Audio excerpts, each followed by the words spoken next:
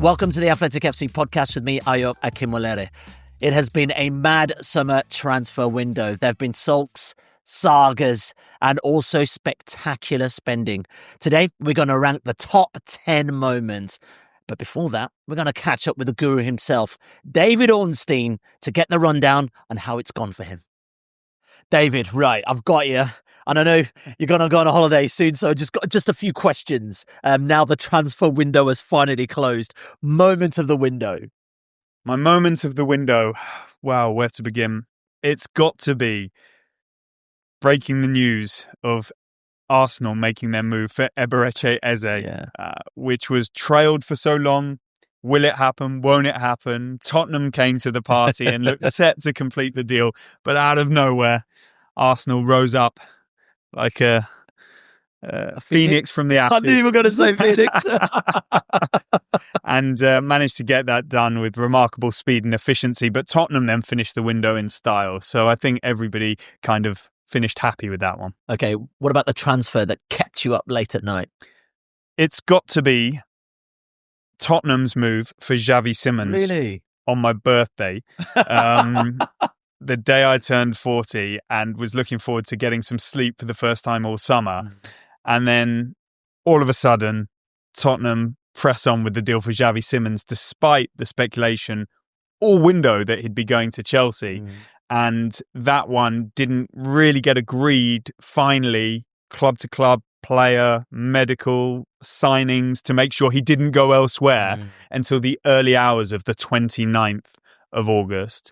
And I think I was up until an ungodly hour, just making sure of it all ahead of us reporting it in the morning. So here's to you, Xavi Simons. Didn't let the man celebrate. What about the player, I guess, that you probably feel a little sad for, who probably didn't get the transfer that they wanted? Yeah, I think the only one that springs to mind, and I don't want anybody to get the violins out because it's all relative. This is just football, sport, entertainment.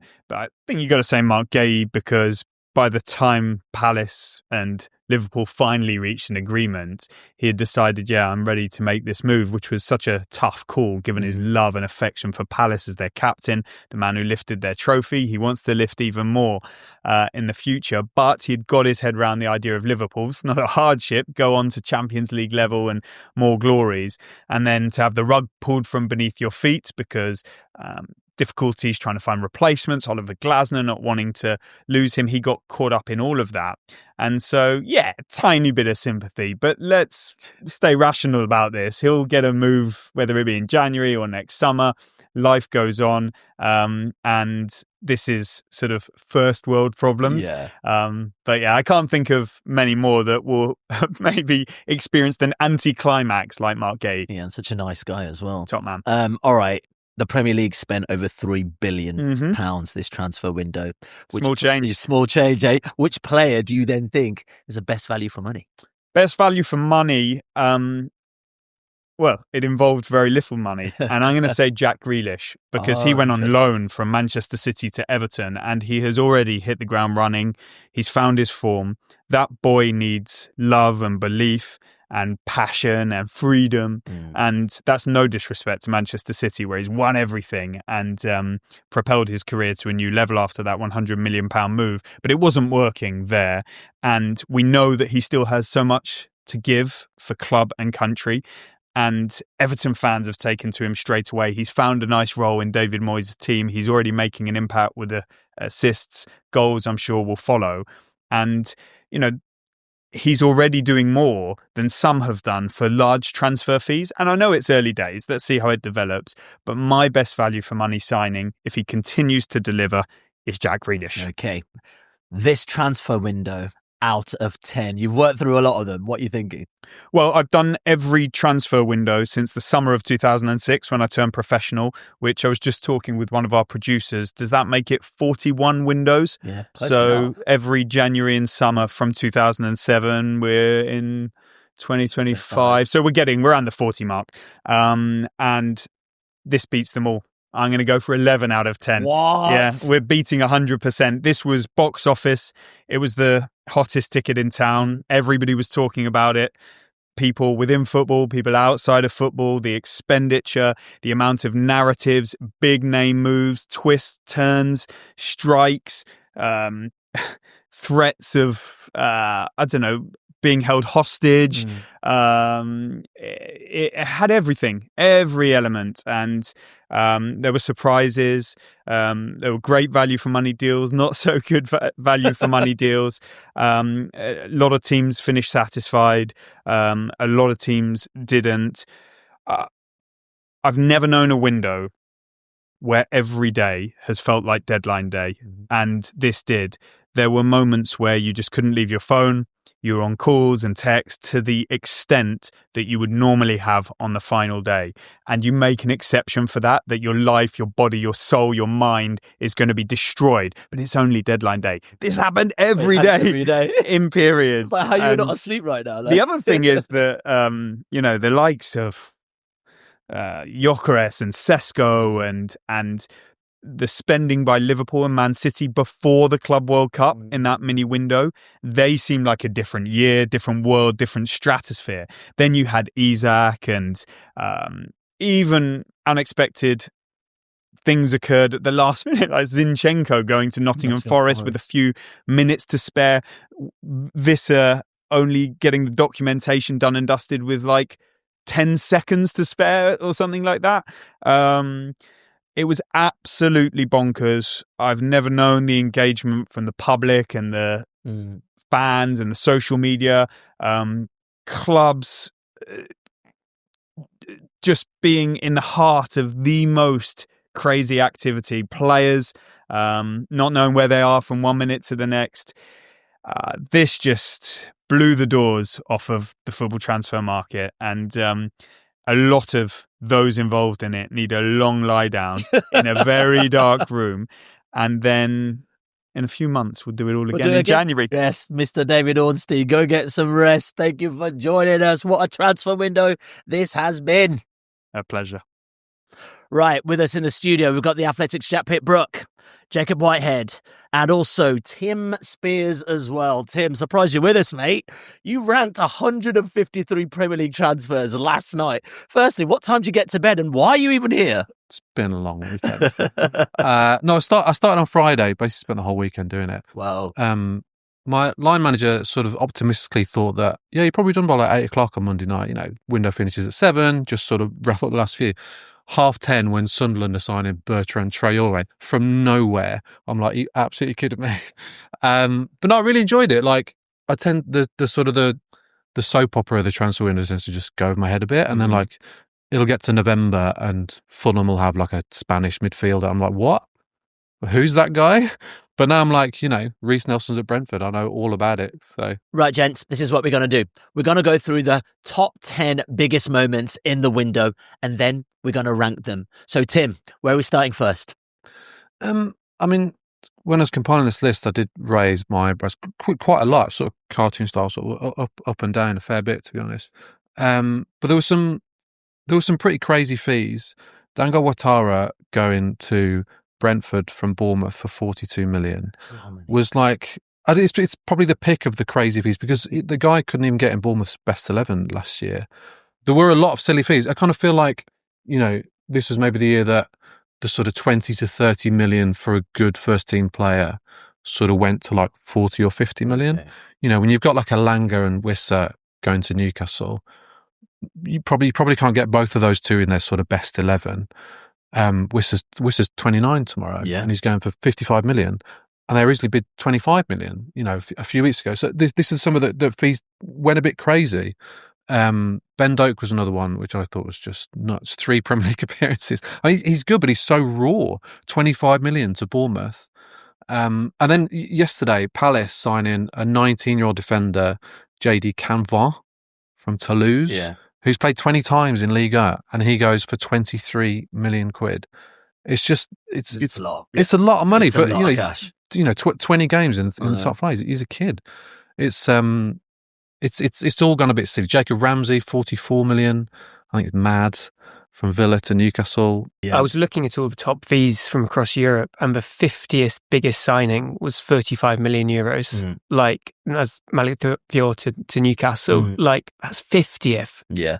So what Tim says about sort of 40 million first team player, absolutely the case. Jacob, you enjoyed Nicolas Jackson's eventual move to Bayern Munich, and it was very eventful. Can you just tell us what happened there?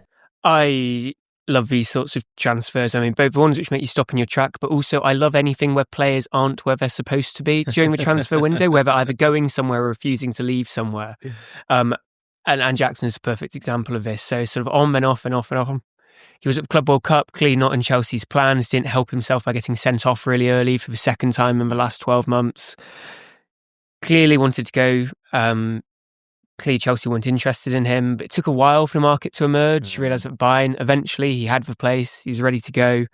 And literally as he's mid-air on his way to Bavaria, dilapidus his hamstring. They didn't quite get a message through to the pilots. They can't do the complete 180 in the air.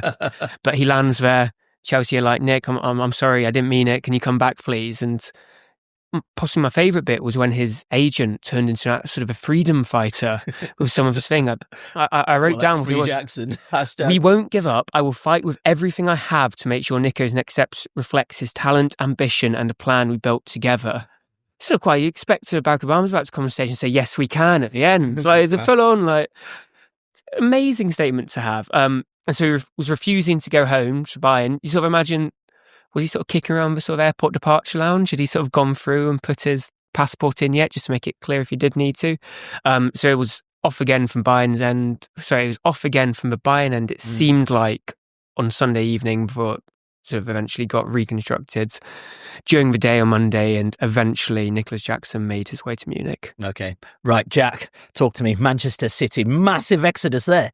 Yeah, I think this has been one of, maybe it's gone a little bit under the radar this summer, is how much Pep Guardiola has changed the Manchester City squad over the course of this window. Like, it's clear that team that he built in his first year or two at City was probably coming to the end of the cycle. But this season, over the course of this summer, they've lost, well, Walker's gone to Burnley, Kevin De Bruyne has gone to Napoli, Ederson they've just sold, I think bizarrely, given how important he's been to them over the years. Akanji's gone, Jack Grealish has gone, I wouldn't be surprised if Gundogan goes as well. So yeah, it's just a huge turnover, and I think it's, arguably it's a little bit overdue. Like, they did bring in lots of new players last season, but for me, this is one of the most important things that we're going to see this window. Okay, right, Tim. Let's move on to moment 4. Nuno Espirito Santo at Nottingham Forest. I don't know which is more bizarre, what's happened here, or Morgan Gibbs-White doing a U-turn from when it was supposed to be heading to Tottenham. Well, Forest have had a fairly sensible couple of years by their standards, but the window, topped off by some of the stuff they did yesterday, was crazy. They signed 4 Brazilians from Botafogo. They signed... The Adu effect? Sorry about that. Yeah, they signed 2 left-backs yesterday. They've signed 3 right wingers in this window. 3. I think they've now got 4 senior strikers, 3 or 4 senior strikers. So, it's, for a manager who famously likes a small squad, he used to talk about it every week at Wolves. I still hear him talk about Forest. They won't. They'll have to leave players out of their 25-man squad now. So they're sort of back to where they were a couple of years ago. And yeah, his outburst a couple of weeks ago now in his press conference, basically saying, even as deals of sort of amassing 100 million were being mooted and about to happen the next day, he was like, no, like basically saying it's been a terrible window. He doubts everything that's going on and sort of alluding to doubting his position, really. And then I was at Forest West Ham on Sunday, and the sort of language he was using post-match about how utterly shocking the team performance was, and he couldn't explain it. Clearly a rift with Edu, and it doesn't look good for him or Forest at the moment, I have to say. And there are some very sort of Forest-esque managers waiting in the wings, like Jose Mourinho, like Ange Postecoglou, like Erik ten Hag, someone who might appeal to Marinakis' ego and just and come in and replace Nuno in the coming weeks. Because if you're going to be losing 3-0 at home to West Ham and only have 1 shot in the whole first half, then that coupled with this crazy emotive outburst sort of doesn't look good for his future, really. Let's be honest, those 3 names you've just mentioned, do you think they could do a better job than Nuno Espirito Santo with Nottingham Forest? Because that is a stacked team. Jose Mourinho is struggling at Fenerbahce, coming to Nottingham Forest. Come on. Well, yeah, if you look at what Ten Hag's just done at Leverkusen as well. and Postecoglou taking them 17th last season. Yeah, but Marinakis hasn't done something crazy in terms of a managerial sacking or appointment for a while, so he's definitely due one. Okay, let's move on to moment number 5. Jack, Isak, Wisa, Newcastle. Talk to me. So I think the Alexander Isak's sad Instagram story about how he wants to leave Newcastle was probably one of the moments of the transfer window, just because it showed the sort of technological change we're going through. Like, it wasn't too long ago when, I mean, Tim's probably old enough to remember this too, when players wanted to leave, they would do like a note on the Notes app on their phone and then post a screenshot of the notes. Lines and stuff. Exactly, yeah. So I'm thinking Grant Holt trying to leave Norwich City in about 2012, that sort of era. But, you know, times change, and so we're now in Instagram story era. I think this was really big, right? Because everybody had been waiting to hear from Isak all summer. He hadn't said anything, and then eventually he just put something on his story, effectively suggesting that he had an agreement that he could leave Newcastle. Obviously, Newcastle disputed this version of events, but that he would be able to leave. And this led to a statement, a sort of response statement from Newcastle. And I wonder. It's hard to tell, but I wonder to what extent this kind of got the ball rolling on his eventual move to Liverpool. Yeah, Risa as well, Brentford. Yeah, I mean, just quickly on Isak, the thing I quite liked about that was that the font he eventually chose for his statement is quite far down the list of options on Instagram, which means there's this great image of Isak during the PFA Awards being too curly, too fizzy. I'm not doing Comic Sans. Like, it's got to be a sad font for a sad statement. Exactly, it's true. Well thought of. But I think I can't prove this, but the really interesting thing to me is to what extent did that influence Newcastle's statement, which came out late last night, which I think was one of the briefest statements about any sale I've ever seen. All it says is it just marks the fact that he's been sold, and it says Isak made 109 appearances in all competitions. It doesn't even mention 62 goals. Yeah. I thought that is the bare minimum. Even before you get to the fact they don't have, we thank Alexander for his service over the last 3 years. We wish Alexander well for the future. There's none of that at all. 2 goals per word. Somebody put the goodbye to Isaac Hayden photo next to the Alexander Isak statement. It's a glowing thing about Isaac Hayden. It's so good. Do you know what was interesting? Because I want to talk about Wisa as well. Obviously, both are kicked off and forced moves out of their respective clubs, and you've got sort of poor Mark Gay here at Palace, who's been the pure professional, didn't get the move he probably wanted. I mean, it's hard to imagine a deal getting further down the line without, according to widespread reports, and then being called off. You just hope that they were doing some kind of Amazon Netflix documentary at Selhurst Park or the Palace training ground yesterday, a la Sunderland 2017. Who is it they signed on deadline day? Will Grigg. Yeah. That kind of thing. So and he signed off in the perfect way with a right-footed screamer. I know. And you saw the celebration. It was fairy tale. It was ready to go. 3-0 win. I'm seeing a video doing the rounds yesterday. I don't know if that's legit. His farewell video. I know. I saw that this morning. Is that real? I don't know. I don't know. I mean, it's the internet. I don't know. That's heartbreaking. What is a good thing for some of these players that there's 2 weeks off now? So it's not like you're playing for Palace tomorrow and you lined up to do the pre-match. Yeah, but can you imagine going back into training though? Oh, sorry lads, I'm actually not going. Yeah, tell us about that. Yeah, no, got him a gift already. I don't know. All signed for massive cards. The big card with all the players' signatures on it, and the cleaner at the bottom. We'll miss you. Anyway, let's move on. The Battle of North London. Eze was thought to be going to Tottenham. Arsenal were like, we're not having that. He's coming to us, ends up signing for Arsenal. But then also, significantly, they've got Xavi Simons, probably one of the young stars of Europe for over the last few years. Let's start with the Eze one. That was an interesting one, wasn't it? It's kind of mad now thinking that he would have gone to Spurs, now that he's, boyhood Arsenal fan, family of Arsenal fans. Henry was his hero. The video of him getting the number 10 shirt, it looks like he's, so emotional. It means so much to him. The fact that he was apparently going to join Spurs, sort of like Matt Doherty, like cringing at his tweets all over again. A significant moment for both clubs, obviously Spurs to get Simmons, as you say. feels like they were probably led down the garden path a little bit by Eze and or his people. The way it sort of transpired, I don't know. It always felt to me like Arsenal and Eze was the one. I'd love it to be played out as dramatically as, you know, he's basically about to sign for Spurs, everything's agreed, and then, you know, gets a phone call, you know, EastEnders style, you know, Arsenal calling. Well, I think David Ornstein reported that it was Eze who called Arteta. Arteta did call him, which is pretty spicy. Yeah, like, he wanted to go, but it is a bit weird, isn't it? And who holds the power? Because there's Spurs thinking finally. Because I basically saw lots of fan blogs and stuff, and they were like, "He's coming to us, Jack. Eze's coming," and then on the last minute, I almost saw tears at some point. It really did. I mean, it did feel like it was going to happen. Like, I think, you know, Daniel Levy we've reported this. Daniel Levy and Steve Parish met. They agreed a sort of outline of a 50 plus 10 deal on the Monday of that week, and then on Wednesday morning, you know, Tottenham agreed to all of Palace's demands on the add-ons, because there's a lot of haggling about add-ons, and I mean, it's hard to see what more Tottenham could have done in that circumstance. But as soon as Arsenal came to the table, it was game over, really. Let's go on to moment 7, Jacob. Players unshackled. This one, Jack Grealish. I mean, what a start to his new career for the time being anyway, because it's a loan at Everton. Everyone loves this, right? Surely.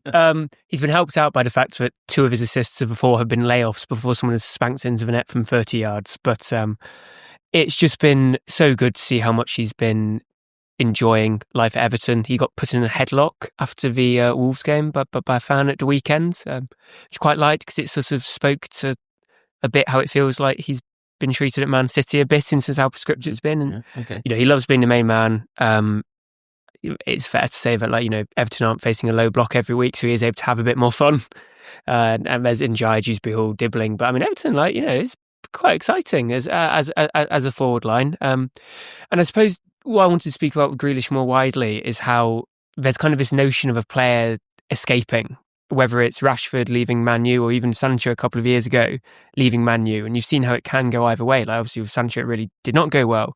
Grealish, the early signs are good. Rashford, who knows? You can look at data all you like, but Everton have just basically gone for the low sock brigade.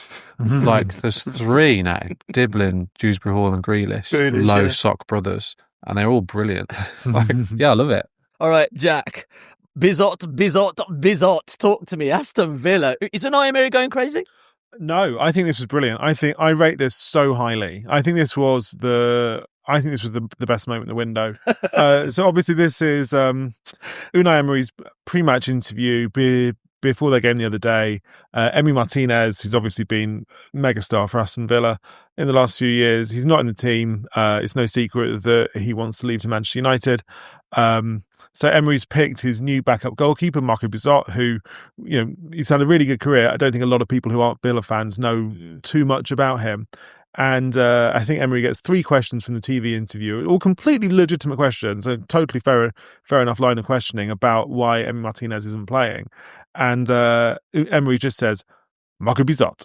I think it's really good. I think, I mean, obviously, like, from a journalistic perspective, you want the manager to give a interesting, informative answer, which tells you exactly what's going on. From the manager's perspective, you don't want to talk about it. Like, you don't want to get drawn into the kind of dirty laundry in public of like why you're most famous player and yet by only using 2 words, we know exactly. It's he so didn't, true. He didn't slag anyone off. He didn't criticise the owners. Yeah. He didn't do a Nuno. He just said 2 words, and we know exactly what he's feeling. But I also think, I mean, part of me thinks, like, he's got this new sub-keeper who's come to the club, is probably expected to be the backup, I would guess, to Martinez, who's now in the first team.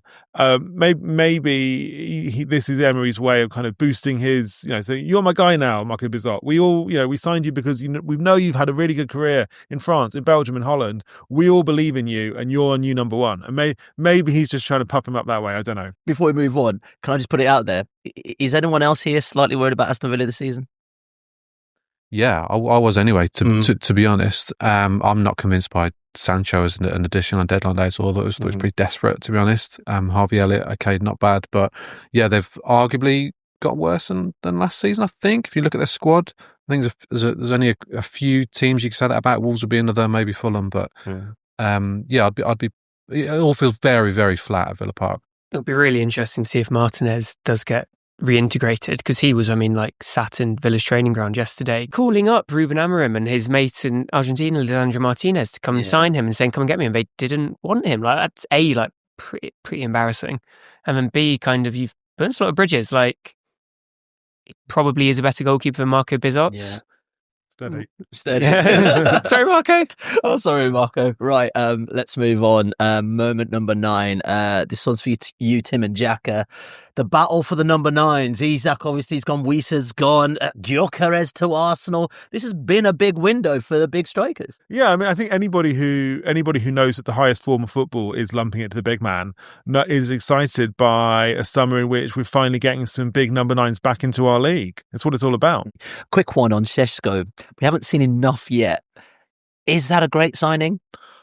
Wait and see, I think. Well done, Jack. It'd be great if he did well, but I think he certainly needs to get the full trust of the manager, right, to be starting games week in, week out before we can even start to judge him. Okay, brilliant. Moment 10, the finale. Marcus Rashford to Barcelona, and I guess a much wider conversation around a lot of players that were sort of surplus to requirements this summer. Yeah, feels like this is something Chelsea have been involved in quite a lot. Man U had 5, and we're under reporting of it where Man U was sort of saying these 5 have come to and said they wanted to leave. You sort of had both parties briefing against each other a bit, of saying, I didn't want to go. Oh, yes, no, they wanted to go. Which is all kind of edifying for everyone involved. But one thing which I think is quite interesting, which may be developing, is sort of a legal argument against bomb squads, and whether players will have the right in the future to go to the PFA or to FIFA or anything like that and say, I am sort of having my trade unfairly blocked here by a club. I'm on a contract, I want to be able to show my wares, and yet I'm being sent to train with the under-21s for no other reason than I don't fit the 4-3-3 that the manager wants to play, which I do actually have a little bit of sympathy for.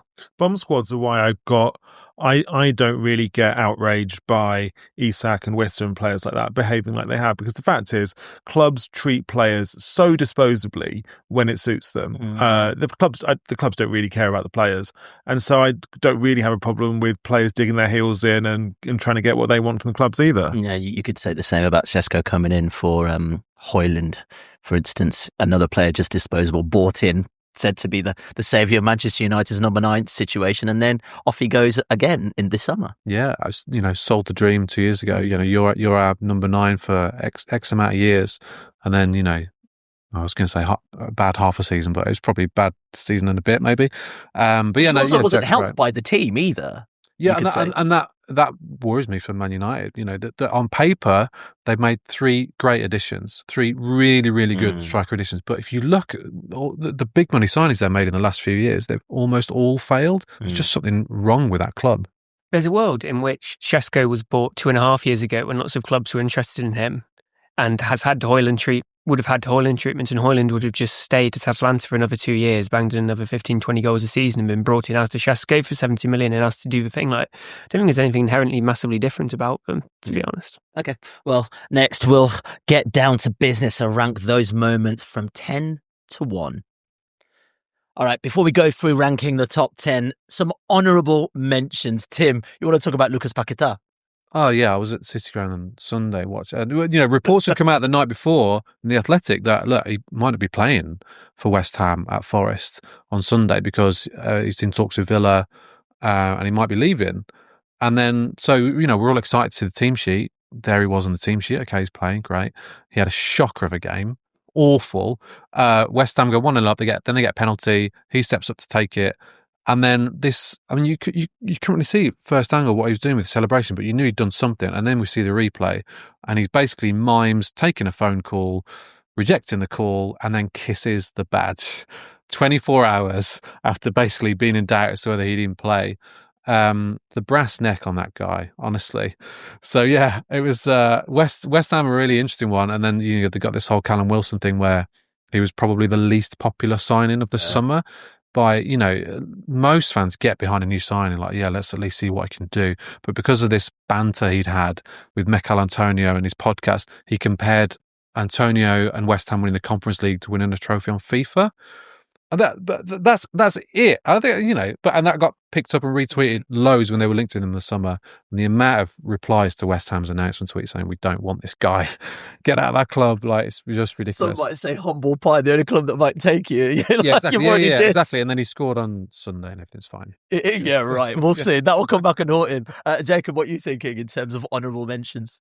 I love it when someone who we've been talking about for years and years finally arrives in the Premier League. So I think the one for this, I'm thinking of Xavi Simons, who seems to have been linked to every single one of the top 6 clubs. I just want to see this kid flourish, mate, and have a home. And it's quite nice that, I mean, maybe some of our listeners may watch far more Bundesliga than me, but for me, I sort of catch him at major tournaments or in Champions League, and you get a few glimpses of him and you see what he can do. But then the idea to see him week in, week out, have a disappointing defeat at Brentford or star in a win at Burnley, like just having that as the regularity, it's just a little bit of excitement when you finally get them every week. Xavi Simons, an exciting one for Tottenham. Yeah, I'm really excited to see how he does. Obviously, he comes in with a huge reputation, and generally Tottenham haven't. He's a kind of like, I think what fans want is they want teams to sign players generally from abroad who are young and have got a bit of a reputation, but who are not kind of too well known yet. And Spurs generally in the last 2 years, they've spent their money on Premier League established players, which I get. But I think from a sort of fan's perspective, you want to bring in players from abroad. So I think this is probably the most exciting signing that Tottenham have had for years. I just want to add on I thought the Paquetá celebration was incredible. One of the best moments of the summer for me. I'm really interested in your interpretation, because I thought when he did the phone call and then I thought that meant reports that I have been on the phone to other clubs are incorrect. But maybe your interpretation's right. No, I thought that's why I kissed the badge to say I'm actually a hammer. No, I thought that was Villa were on the phone, but I've turned them down. Because there was a lot of badge kissing after his goal against Chelsea, right? Earlier on, when a week or two before, when he scored that brilliant goal from miles out, did a lot of badge kissing celebrations, and then basically had a bit of a stinker after that point. He loves West Ham. He's got like a Trevor Brooking tattoo. He just plays claret and blue. I've just got the teams wrong. Claret and blue. Exactly. Anyway, let's get into our ranking.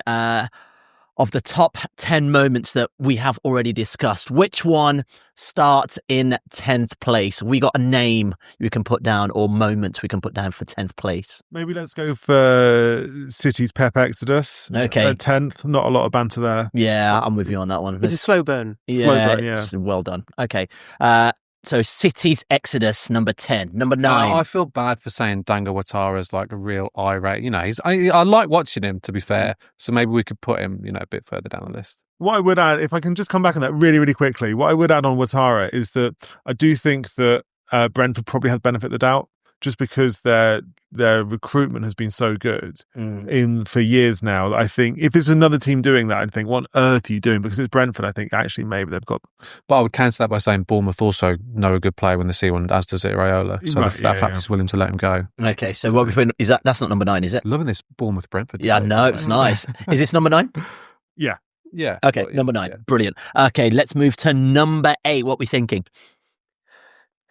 The bomb squad stuff seemed to happen quite early in the summer, which is unfair, but recency bias is recency bias for a reason. Recent stuff's fun. We like it. Makes us feel more. So, it's, bomb squad. Okay. Bomb squad number 8. Number 7. Jack Grealish to Everton. Good signing, good moment. Not spectacular. Some romance in Grealish at Everton, isn't there? Yeah, everyone's happy for him. I think everyone loves Jack. Okay. All right. Number 7. Yeah. I thought we might be might be like number 3 or 4. Number 6. The Nuno bombshell comments, maybe. Yep. Yeah. Not the best moment of winner, but pretty good. We needed one more like public shoving, I'd say, or a sort of marching onto the pitch again to sort of really throw that into the upper echelon, I'd say. Yeah. Okay. Fair. Number 6, Nuno bombshell. Number 5. Big man summer. Gyökeres, Sesko. Okay, yeah, big striker summer. Yeah, that's nice. I like that. Very clean, very solid. Number 4. We've got Jackson, I guess. It's 70 million to Bayern Munich. Yeah. I'd have that higher because of his sticking around and refusing to leave. I like the build-up story to that, Jacob. Maybe North London. Can we hold that? Can we hold that? What would be then a number 4 if we swap this? Battle of North London at number 4? Yeah, do you know what? The Eze one. Yeah. Yeah, let's put Eze number 4. So what have we got left? Can we have Jackson a 3. We've got the Insta bombshells. Insta, exactly. I think we all know it's coming number 1. Yeah. So certainly Jack's eyes. So yeah, maybe. So number 3 is Jackson, yeah? Definitely number 3. Jackson. Nicholas Jackson. Number 2. Social media. Yeah, the Instagram Isak statement. hissy Isak statement. Tight font. I like that. Yeah. And number 1. Say it, Ayo. Bizot. It has to be the Unai meltdown, or not. Or Marco Bizot, number 1 keeper. Who knows? So many storylines here. But I think that is a really good list. So let's refresh ourselves. Number 10, Pep City Exodus. Number 9, Dango Batarafi. Number 8, Bomb Squad chat. Number 7, Grealish to Everton. Although I don't like that a bit more. Down the line. Number 6, Nuno Bombshell. Number 5, Big Striker Summer. 4, Battle of North London. Eze to Arsenal. Number 3, Nicholas Jackson to Bayern Munich. Number 2, the Instagram statements. And number 1, once again, Marco Bizot. All right, gents, let's end it there. Really appreciate your time. Jacob, Jack, Tim, that was wonderful. And also thank you guys for watching as well. Don't forget to like and subscribe to the channel. And also leave us a comment as well. That's it from us. We're back soon. For more from the Athletic FC podcast, make sure you like and subscribe to the channel. We've got top journalists like David Ornstein, Matt Slater, Adam Crafton, Carl Anker, and plenty more through the entire season. Make sure you don't miss an episode of the Athletic FC. You can get it wherever you get your podcasts from.